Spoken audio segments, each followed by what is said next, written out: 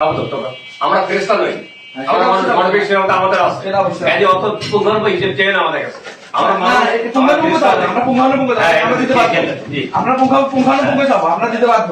আমরা ফেরেশতা নই, আমরা মানুষ মানবিক সেবা আমাদের আছে। এই যে অত পূর্ণাঙ্গ হিসেব চেয়ে না আমাদের কাছে।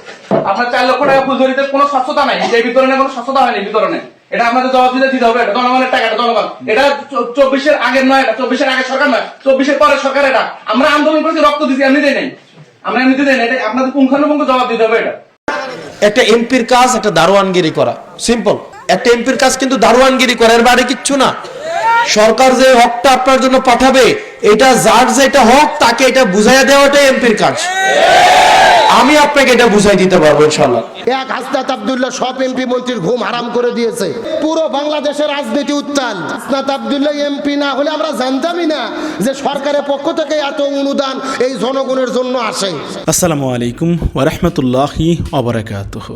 দেশ ও দেশের বাইরে দূর দূরান্ত থেকে যারা এই মুহূর্তে ভিডিওটি দেখছেন, ভিডিওটি প্লে করেছেন, তাদেরকে অনুরোধ করব দয়া করে পুরো ভিডিও সম্পূর্ণ ধৈর্য সহকারে দেখবেন। খুবই গুরুত্বপূর্ণ এবং অত্যন্ত ইম্পর্টেন্ট ভিডিও নিয়ে উপস্থিত হয়েছি আপনাদের মাঝে।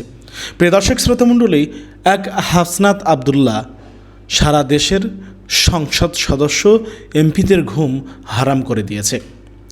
একথা কেন বলছি একটু পরেই তা বুঝতে পারবেন।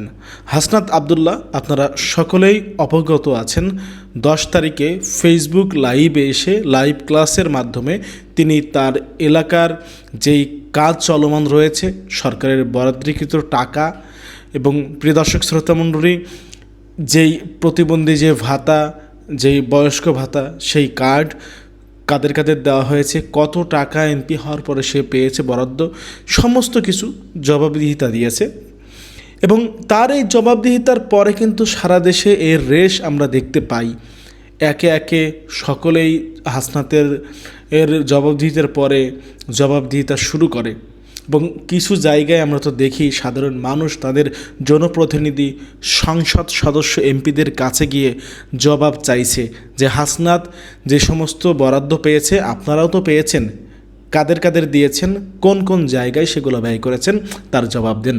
প্রিয় দর্শক শ্রোতামণ্ডলী, এর পরবর্তীতে খেজুর ইস্যুটা নিয়ে ব্যাপক আলোচনা হয়, আপনারা সকলে অবগত আছেন। এরপরে ঈদের 2 দিন পরে হাসনাত আব্দুল্লাহ ঈদ উপহার পাওয়া 10 লক্ষ টাকার হিসাব দিয়েছে। ঈদে সরকারের তরফ থেকে পাওয়া 10 লক্ষ টাকা কাদের কাদেরকে দেওয়া হয়েছে, কোন জায়গায় ব্যয় করা হয়েছে, সমস্ত কিছু একটা লিস্ট আকারে জবাবদিহিতা পেজে আপলোড করেছে। এরপর থেকেই তো ভাই সারা দেশ তোলপাড় রীতিমতো।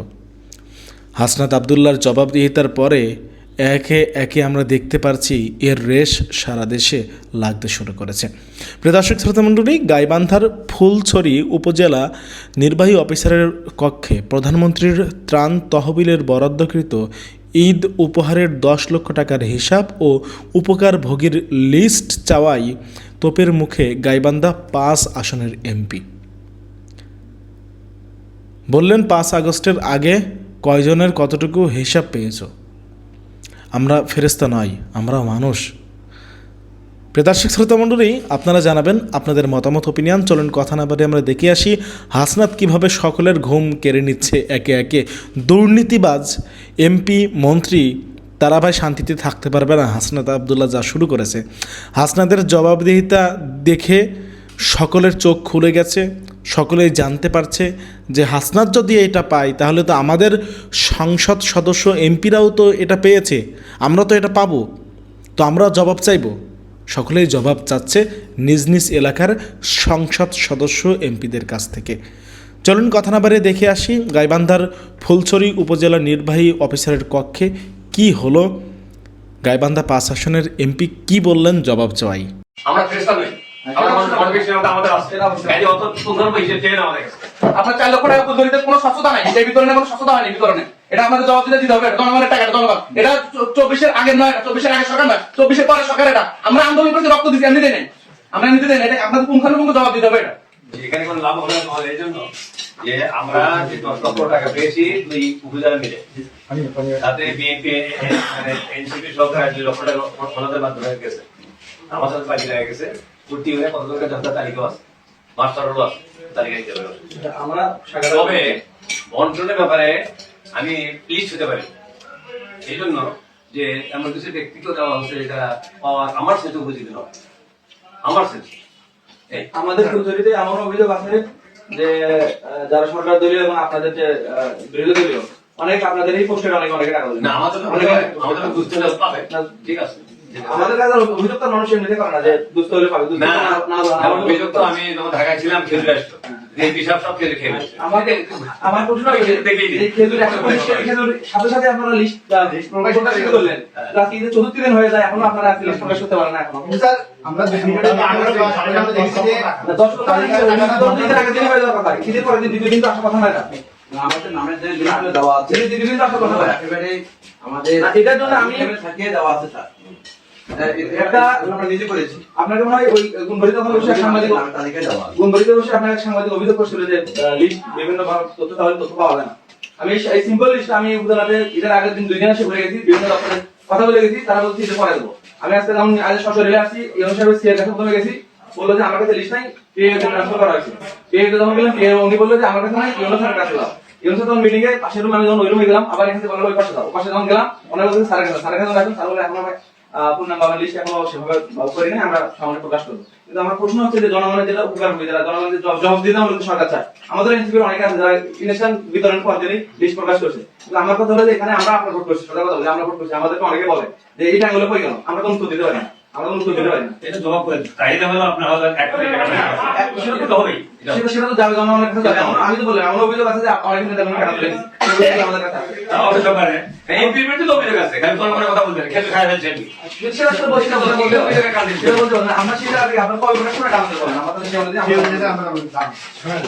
প্রথমত হলো ঈদের আগে বিতরণ করা হবে না। তার তো চুপ থাকো তারপরে কি হলো বুঝতে জেলা বিষয়তে রাখা দাও ছুটি দিয়েছিল সবাই তো ছুটি দিয়েছিল নাকি আপনারা বলছেন ঈদ পার হলো 4 দিন হয়ে গেল অফিস খুলছে কয়দিন থেকে আমরা সেটা বলেন না কেন হ্যাঁ এটা ঠিক আছে অন্যান্য জায়গায় সবই ঠিক আছে অন্যান্য জায়গায় প্রকাশ করেছে তারা কিভাবে করলো আমি এটা বলেন না কেন অন্যান্য জায়গায় না অন্যান্য জায়গায় প্রকাশ করছে এই যাবো বিগত কয়েক বছরে কত তথ্য প্রকাশ পাইছে না এই তো বিষয় তো এটা বলতে হবে না এটা বলতে হবে না আমরা তো আন্দোলন করছি তোমার কেন বাবা এই সপ্তাহের মধ্যে সব তবে আমার কাছে সব পেন আমরা চেষ্টা নেই আমরা কনভিকশন আমাদের আছে এই অত সুন্দর হিসেবে চেয়ে আমাদের কাছে আমরা পুঙ্খানুপুঙ্খ দাও আমরা পুঙ্খানুপুঙ্খ দাও আমরা দিতে পারবো আমরা পুঙ্খানুপুঙ্খ দাও আমরা দিতে পারবো না না আপনার আমরা বললাম আমি নিজে দেখছি এটা আপনার 4 লক্ষ টাকা ফুলঝুরিতে কোনো স্বচ্ছতা নাই এই বিতরণে কোনো স্বচ্ছতা হয় না বিতরণে এটা আমাদের জবাব দিতে হবে জনগণের টাকা জনগণ এটা 24 আগের নয় 24 আগে সরকার নয় 24 পরে সরকার এটা আমরা আন্দোলন করেছি রক্ত দিচ্ছি এমনিতে নেই আমরা এমনিতে নেই এটা আপনাদের পুঙ্খানুপুঙ্খ জবাব দিতে হবে এটা দাও হবে দাও অবশ্যই টাকা জনগণের টাকা বুঝলাম আমি প্লিজ এটাই বলি আপনি প্লিজ করে ঠিক আছে তো আমি তো ইউনিভার্সিটি আপনার কথা বলছি যে এমপির করা তো উনি ওনার মতো করে ডিস্ট্রিবিউট করছে না একটা এমপির কাজ একটা দারোয়ানগিরি করা সিম্পল একটা এমপির কাজ কিন্তু দারোয়ানগিরি করা এর বাইরে কিচ্ছু না সরকার যে হকটা আপনার জন্য পাঠাবে এটা যার যেটা হক তাকে এটা বুঝাইয়া দেওয়াটা এমপির কাজ আমি আপনাকে এটা বুঝাই দিতে পারবো ইনশাআল্লাহ তবে আপনি শুধুমাত্র আমার মামাতো ভাই হওয়ার কারণে টিআর কাবিখা বেশি পাবেন বিষয়টা এমন না আমি এটা বলে দিলাম মানে বিষয়টা এমন না আমরা অতীত সময় কি দেখছি চেয়ারম্যান নিজের বউরও বিধবা কার্ড দিছে আমরা দেখি নাই নিজের বউরে কি করে দিছে বিধবা কার্ড করে দিছে চিন্তা করছেন যে আপন যেহেতু এটা বিধবা কার্ড করে দেই তুমি খাও চালিয়ে না দাও চালিয়ে না খাও আছে না আছে কিনা আমরা ইনসাফ প্রতিষ্ঠা করব যার যেটা প্রয়োজন কেবলমাত্র আমার রাজনৈতিক দল করছে বলে তারে দিবে ব্যাপারটা এমন নয় যার যেটা প্রয়োজন সে সেটা যথাযথ পাবে ইনশাআল্লাহ এটা আমরা নিশ্চয়তা দিচ্ছি আপনাকে সমাজের মাত্র 4% মানুষ খারাপ সমাজের মাত্র 4% মানুষ খারাপ মানে 100 জনের মধ্যে 4 জন খারাপ কিন্তু ওই 4 জন সংঘবদ্ধ 96 জন ভালো কিন্তু তারা বিচ্ছিন্ন যার কারণে ওই 4 জন সংঘবদ্ধ মানুষ শাসন করতে পারে আর ওই 96 জন বিচ্ছিন্ন থাকার কারণে তাদেরকে দেখা যায় না আমাদের যে কাজটা করতে হবে ওই বাকি 96 জনকে এক করার কাজটা আমাদেরকে চালাতে হবে আমি বুঝাইতে পারি না একটা সমাজে কিন্তু সবাই খারাপ না সবাই খারাপ হলে কেমন হয়ে যেত খারাপ কয়জন 100 জন কিন্তু এরা সংঘবদ্ধ এরা একসাথে থাকে এই যে বাকি 96 জন এরা আলাদা আলাদা থাকে এরা একসাথে হয় না এরা ভীতু এরা চুপটুকে লুকায় থাকতে চায় দরকার আছে গেঞ্জামে গিয়া এরা হচ্ছে এই টাইপের মেন্টালিটির মানুষ হাসনাত আব্দুল্লাহ এমপি রাজনীতিতে অতি গুরুত্বপূর্ণ হয়ে উঠছেন, মারাত্মক প্রভাবশালী হয়ে উঠছেন, বাংলাদেশের রাজনীতিতে গুরুত্বপূর্ণ অ্যাক্টর হয়ে উঠছেন। হাসনাত আব্দুল্লাহ অসম্ভবকে সম্ভব করছেন। হাসনাত আব্দুল্লাহ পুরো রাজনীতিকে ধারা দিচ্ছেন, প্রভাবিত করছেন, প্রধানমন্ত্রীকে প্রভাবিত করছেন। তাতে প্রধানমন্ত্রীর কাছে যাওয়া তার লাগে না, সব এমপিদের কাছে যাওয়া লাগে না। এই ছেলে রাজনীতিতে অনেক দূর যাবে। হাসনাতের মধ্যে সততা আছে, সাহস আছে, মারাত্মক সাহসী ছেলে, চূড়ান্ত পর্যায়ে সাহসী ছেলে এবং একদম পিওর সৎ ছেলে। সততা এবং সাহস এবং হাসনাতের মধ্যে ক্রিয়েটিভিটি আছে, উপস্থিত বুদ্ধি আছে, সবগুলো আছে। সবগুলো সমন্বয়ে হাসনাত অনেক দূরে চলে যাবে, কেউ ঠেকাতে পারবে না। হাসিনার পতনের অন্যতম নায়ক এই হাসনাত আব্দুল্লাহ। বিএনপি জামাত মিলেও যা পারে না, এই হাসনাতটা কয়েকজনে ছোট ছোট ছেলেরা তারা পেরেছে। হাসনাতদের জীবনেই সংগ্রামী জীবন। আওয়ামী লীগ আমলেও ঢাকা বিশ্ববিদ্যালয় ক্যাম্পাসে থেকেও কিভাবে অন্যায়ের বিরুদ্ধে সোচ্চার ছিল, রেজিস্টার বিল্ডিং এর অনিয়মের বিরুদ্ধে নানান সময়। এবং তিনি বিচ্ছিন্নতাবাদী ছিলেন না, শিবির কিংবা ছাত্র দলের স্টাইলে অ্যাক্টিভিজম করেন নাই, অনেকটা ওপেন অ্যাক্টিভিজম করেছেন। ধীরে ধীরে একটা পর্যায়ে হাসিনা পতনের অন্যতম নায়ক হয়ে উঠেছে। এবং হাসিনা যদি ফিরতে পারে, যদি বলা হয় যে হাসিনা তুমি প্রধানমন্ত্রী হচ্ছে, এখন তুমি শুট করে তোমার প্রধান 3জন শত্রুকে হত্যা করো, তাহলে তার মধ্যে এই হাসনাত আব্দুল্লাহ হবে না একজন, ওকে আগে হত্যা করবে। হাসনাত কি জিনিস এটা বোঝালাম। এই হাসনাত আব্দুল্লাহ কি করেছে আপনারা দেখেছেন যে জবাবদিহিতা যে লাইভ ক্লাস, এর মাধ্যমে পুরো বাংলাদেশকে নাড়াচাড়া দিয়ে একদম উলটপালট করে দিয়েছে। জবাবদিহিতা একটা নতুন দিগন্ত উন্মোচন করেছে। তিনি নিজে যেভাবে তার সমস্ত টাকা পয়সার হিসাব দেন, সমস্ত এমপি একটা দায়বদ্ধতা তৈরি হচ্ছে এভাবে হিসাব দিতে। যারা হাসনাতের মধ্যে হিসাব দিতে না পারবে তাদেরকে মানুষ দুর্নীতিবাজ মনে করবে। মানে সবাইকে বিপদে ফেলে দিচ্ছে হাসনাত। এবার আসেন হাসনাত সর্বশেষ কি করেছে। হাসনাত আব্দুল্লাহ হস্তক্ষেপে নবীন ফ্যাশনের শোরুম ফের চালু। আপনারা জানেন যে নবীন ফ্যাশনের বিরুদ্ধে বিএনপির সিন্ডিকেট ব্যবসা বন্ধ করতে বাধ্য করেছে, মব সৃষ্টি করেছে। এর মধ্য দিয়ে পুরো বাংলাদেশ বিষয়ে একটা নেতিবাচক বার্তা ফুটে উঠেছে ইন্টারন্যাশনাল কমিউনিটিতে, যে বাংলাদেশে ব্যবসা বাণিজ্যের কোনো পরিবেশ নেই। সৎভাবে ব্যবসা করতে চাইলে সিন্ডিকেট আপনাকে গুলি করে হত্যা করবে।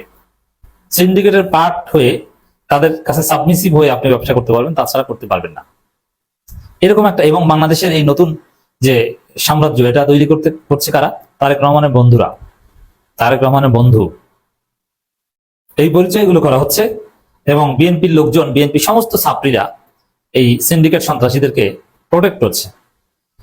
নবীন ফ্যাশনের জোর করে তাদের ব্যবসা বন্ধ করে দেওয়া হয়েছে, ব্যবসা বন্ধ করতে বাধ্য করা হয়েছে, যার ফলে বাংলাদেশের মানুষ ক্ষুব্ধ হয়েছে এবং গরিব মানুষ, নিম্নবিত্ত, মধ্যবিত্ত, নিম্ন মধ্যবিত্ত মানুষ কষ্ট পেয়েছে। যে আমাদের সম্বল ছিল নবীন ফ্যাশন, এখান থেকে একদম সিম্পল দামে আমরা পাঞ্জাবি কিনতাম। অনেক ফ্যামিলি আছে যে নবীন ফ্যাশনের কারণে তাদের নতুন পাঞ্জাবির ঈদ হয়েছে, নইলে তারা কিছুতেই পাঞ্জাবি কিনতে পারতেন না। তারা 2টা কিনলে 2টা ফ্রি পান, 4টা কিনলে 4টা ফ্রি পান। পুরো আত্মীয় স্বজন সবাইকে নিয়ে, সমস্ত পুরুষ সদস্যদের, সাধারণত পুরুষ একটু বয়স্ক হলে তারা নতুন পোশাক কিনে না। এমনকি আমি দেখেছি যে ধনী পুরুষটা অনেকে কিনে না, কিনতে পারে, অনেক টাকা আছে, লক্ষ লক্ষ টাকা, আত্মীয় স্বজন লক্ষ লক্ষ টাকা জাকাত দেয়, আত্মীয় স্বজনকে দেয়, কিন্তু সে নিজে কেনে না। এটা একটা পুরুষত্ব সুলভ একটা বৈশিষ্ট্য, পুরুষের একটা বৈশিষ্ট্য, যে যদি এখানে অল্প কিছু টাকা হলেও বাঁচুক, বরং এই টাকা দিয়ে আরেকজন গরিবকে দিই। পুরুষ যখন বাবা হয়, যখন ফ্যামিলির দায়িত্ব নিতে শিখে, তখন এই ধরনের একটা মানসিকতা তার মধ্যে ঢুকে যায়। সেই ধরনের পুরুষটাও এই নবীন ফ্যাশনের মাধ্যমে ঈদ করতে পেরেছে। যেমন ঠিক আছে, আমি আত্মীয় স্বজন গরিব, অনেককে পাঞ্জাবি দিব, আমি 4টা কিনলাম, আর তো 2টা ফিরে পেলাম, তার ফ্রি একটা আমার জন্য রেখে দিই। নবীন ফ্যাশনের প্রতি বাংলাদেশের নিম্নবিত্ত, মধ্যবিত্ত, নিম্ন মধ্যবিত্ত মানুষের একটা ইমোশন জড়িত, যার ফলে যখন মানুষ জানতে পারলো যে তারেক রহমানের বন্ধুরা নবীন ফ্যাশনের ব্যবসা বন্ধ করে দিয়েছে, নবীন ফ্যাশনের স্বত্বাধিকারী জীবনের নিরাপত্তা সংকটে তিনি দেশ ত্যাগ করতে বাধ্য হয়েছেন ব্যবসা বন্ধ করে, তখন মানুষ প্রতিবাদ করেছে। প্রতিবাদের ঝড় চারিদিকে আমরা দেখেছি। এখানে জামাতের বিরোধী দল হিসেবে জামাতের এমপিদের উচিত ছিল ইনস্ট্যান্ট সেখানে যে প্রয়োজনে সেই মগবাজারে যেখানে ঘটনাটা ঘটেছে ওইখানে যে জামাতের এমপিরা নিজেরা, জামাতের লোকরা নিজেরা দায়িত্ব নিয়ে সমাধান করে দেয়া, কিন্তু জামাতের এমপিদের ব্রেইনে এটা কুলায় নেই। কিন্তু হাসনাত আব্দুল্লাহ, শফিকুল ইসলাম মাসুদ বলেছেন, কিন্তু তার আগেই তো হাসনাত ঘটনা ঘটিয়ে দিয়েছেন। আর শফিকুল ইসলাম মাসুদ বলেছেন আর হাসনাত আব্দুল্লাহ কাজ করেছে। তো হাসনাতের হস্তক্ষেপে নবীন ফ্যাশনের শোরুম ফের চালু। বাংলাদেশে তারেক রহমানের বন্ধুদের ষড়যন্ত্র ব্যর্থ করে দিতে পেরেছে হাসনাত আব্দুল্লাহ। এটা তো অসম্ভবকে সম্ভব করা। এবং এই প্রতিবাদের ফলে যেটা হয়েছে, জনগণ কিনা ওই যে দোকান মালিক বা এই সিন্ডিকেট যারা এটা করেছে, ওদেরকে জনগণ যদি পায়, জনগণ কিনা ওদেরকে পিটায়। এবং নবীন ফ্যাশনের যে পরিমাণ মার্কেটিং হলো, যে পরিমাণ পরিচিতি লাভ করলো, যেমন আমি নিজেই নবীন ফ্যাশন চিনতাম না, এই ঘটনার পর আমি খোঁজ খবর নিয়েছি।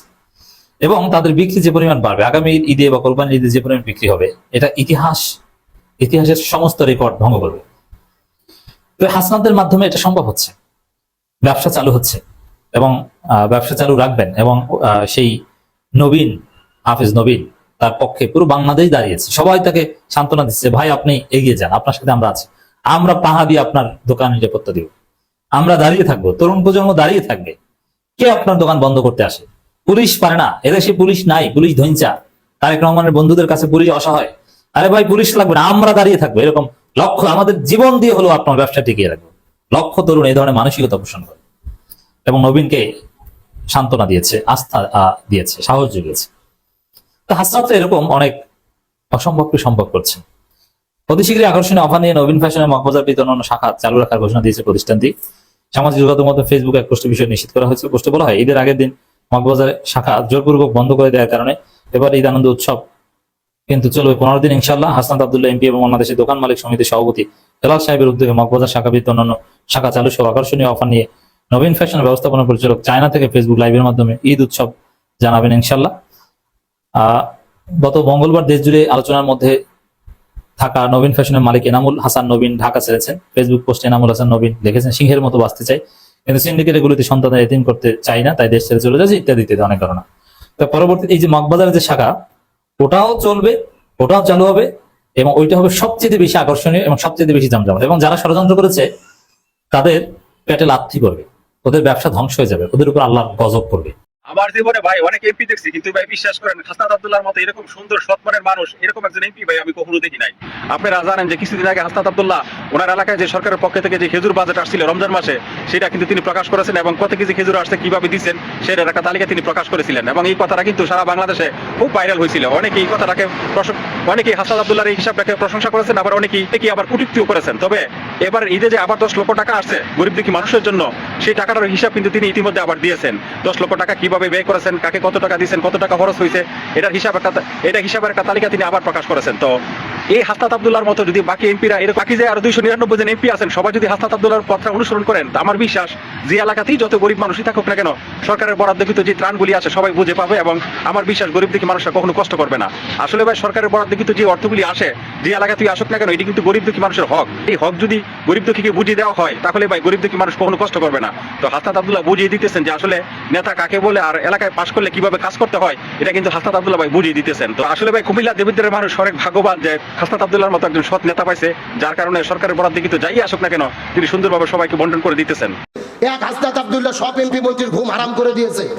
এক খেজুরের হিসাব দিয়ে পুরো বাংলাদেশের রাজনীতি উত্তাল। হাসনাত আব্দুল্লাহ এমপি না হলে আমরা জানতামই না যে সরকারের পক্ষ থেকে এত অনুদান এই জনগণের জন্য আসে।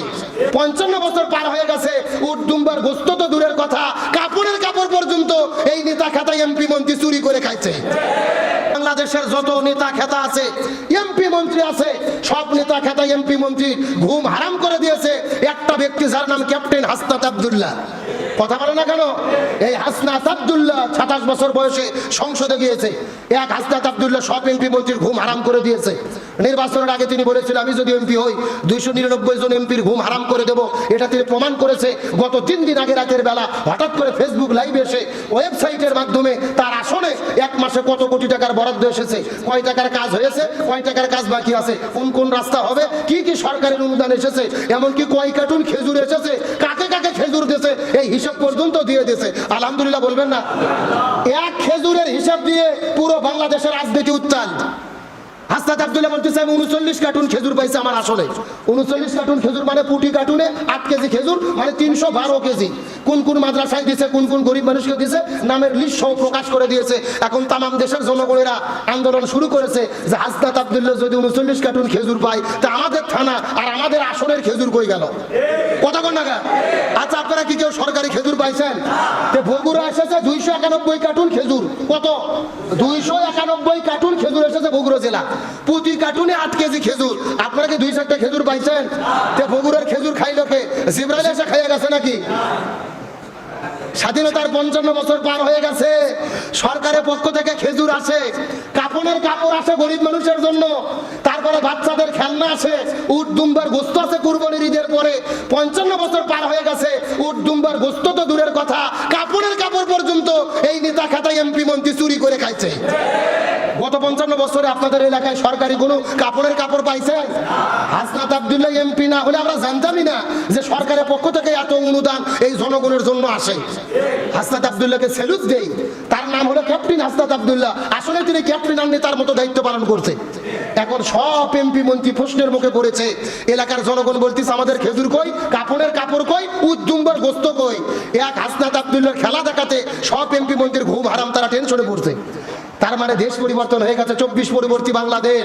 আপনি চাইলেই চুরি ডাকাতি করতে পারবেন না, আপনাদেরকে ধরা খাইতেই হবে। এক হাসনাত আব্দুল্লাহর মতো সব এমপি যদি বাংলাদেশে হইতো, এই দেশ 6 মাসের মধ্যে সোনার বাংলাদেশ হয়ে যেত। আমি তো মনে করি হাসনাত আব্দুল্লাহর মতো সব এমপি মন্ত্রীর দায়িত্ব তার মতো করে কয় টাকার বরাদ্দ হচ্ছে, কয় টাকার কাজ হচ্ছে, কয় টাকার খেজুর আসছে, কয় টাকা জনগণ পাবে, এটা জাতির কাছে প্রকাশ করে দেওয়া দরকার নিজেদের স্বচ্ছতার জন্য। কিন্তু এমন কি আপনি পাবেন? কতক্ষণ নাকি সব এমপি কেমন হবে? লাগাইছেন তেঁতুলের গাছ, আপেল পাবেন না, তেঁতুলি খাওয়া লাগবে। তবে যাই হোক, আশা করি চুরি করে আর কেউ পার পাবে না। এই 2-4টে ভালো মানুষের জন্য এরা ধরা পড়বে ইনশাল্লাহ। বলেন। আসসালামু আলাইকুম। আমাদের সামনে আছে সেই ভাইরাল মনির মেম্বার। তো মনির ভাই, তো গতদিন হাসনাত আব্দুল্লাহ, এমপি হাসনাত আব্দুল্লাহ ওনার ফেসবুকে আপনারা নিয়ে একটা আবেগঘন একটা স্ট্যাটাস দিছে। ওই স্ট্যাটাসে বলছে যে এনসিপির মাঝে মানে হাসনাত আব্দুল্লাহর যদি 2টা ভোট থাকে, একটা হইব হাসনাত আব্দুল্লাহ আর একটা হইব আপনার নিজের। এই বিষয়টা নিয়ে কিন্তু একটা স্ট্যাটাস দিছে এবং স্ট্যাটাসটা কিন্তু প্রচুর পরিমাণে ভাইরাল হয়েছে, শেয়ার হয়েছে, কমেন্ট হয়েছে। এই বিষয়ে কি বলবেন ভাই একটু? আজ থেকে 1 বছর আগে আচ্ছা, হ্যাঁ, ইসুপুর আইডিয়াল স্কুলে একটা মিটিং ছিল। জি। তো আমি পুরো দেখার জন্য গেছিলাম। হ্যাঁ, আমি বলে সে তো ঢাকা ভার্সিটির ছাত্র, আর আমাদের ইউনিয়নের পার্শ্ববর্তী ইউনিয়নের সে লোক, আমি তো তারা চিনি না, তার আমি দেখতে হবে, সে ছাত্র মানুষ। জি।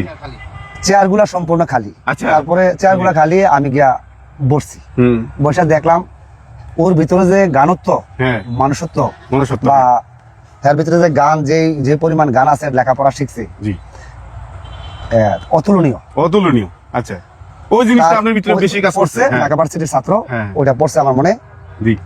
তো বলছি বাচ্চা থাকো, নিজের কর্মের কারণে লোকে আমি বলছি যে কর্মের কারণে লোহা বাসবে, কর্মের কারণে লোহা ডুববে। যদি সে তুমি ভালো করো তাহলে তুমি ভালো রেজাল্ট পাইবা, আর যদি খারাপ করো তো তুমি তোমারটা পাইবা। যার যার কর্ম অনুযায়ী তার ফলন ফলে। অবশ্যই কর্মের কারণে লোহা ডুববে আর কর্মের কারণে লোহা ভাসবে। আচ্ছা। তো তার আমার ভালো লাগছে এবং তাকে আমি পছন্দ করছি মনে থেকে। আমি ওই দিন থেকে বলছি আমি আমার প্রথম জীবনে আমি জাতীয় পার্টিকে ভোট দিছি। আচ্ছা। পরে আমি ছাত্র বয়সে আমি বিএনপি কে ভোট দিছি, এরপরে আমি আওয়ামী লীগকে ভোট দিছি, আমি স্বতন্ত্রকে ভোট দিছি। আমি মিথ্যা কথা বলতে আমি হারে দেখতে গেছি, দেহার ভিতরে যে গান অর্জনা আছে, হ্যাঁ, আমার কাছে হারে ভালো লাগছে। অনেকে মজা মারছে যে আসলে ছাত্র মানুষ কি হইব বা এই হইব, কিন্তু তার ভিতরে যে একটা হুঙ্কার বা তার ভিতরে যে একটা সততা, প্রতিভা, তে তার যে গলার কণ্ঠ বাজেই তার ভিতরে যে একটা মানুষত্ব, হ্যাঁ, তার ভিতরে একটা গান অর্জন আছে, তার ওর ভালো। আর সবসময় বাংলাদেশের ভিতরে ছাত্ররাই দেশের ভবিষ্যৎ। অবশ্যই ছাত্ররা তখন আমি বলছি হ্যাঁ কথাগুলা শুনি, হ্যাঁ বক্তব্য শুনি, আমি ওয়াদা করছি ফেল করুক আর পাস করুক আমার ভোটটা হ্যাঁ আমি দেবো। একটা ভোট, যদি একটা ভোটও পরে আমি বলছি আমি একটা ভোট আপনাকে দেবো। হ্যাঁ, যদি আপনি নির্বাচন করেন, আর যদি নির্বাচন না আসে তোমাদের অন্য চিন্তা ভাবনা। তো সে আসছে, আমি প্রতিশ্রুতি নিয়ে আমি কেন্দ্রেতে এজেন্ট রয়েছি, আমি একটা ভোট পরে আমি আর একটা ভোট দিছি, এজেন্ট রয়েছি সম্পূর্ণভাবে দিছি। দেওয়ার পর আমার কোনো চাওয়া পাওয়ার নাই যে কেউ আছে যে তারা ভোট দিলে হয়তো কোনো রাস্তাঘাট টিয়ার কাবিকা রাস্তা, মনে করো যে চাকরি বা কোনো না কোনো একটা অনুদান, আমি আর কাছে কোনো স্বার্থ আমি মন দিয়া পৃথিবীর ভিতরে বড় সম্পদ হইলো মানব সম্পদ। অবশ্যই পৃথিবীর ভিতরে বড় সম্পদ হলো মানব সম্পদ, এরপর হলো মানুষের ভালোবাসা। আচ্ছা মনির ভাই, তো এমপি হাসনাত আব্দুল্লাহ মানে এমপি হওয়ার আগে আর এমপি হওয়ার পরে কিরকম দেখতেছেন? না, পূর্বে যে এমপিরা ছিল, পূর্বের যে এমপিরা ছিল, জি, ওরা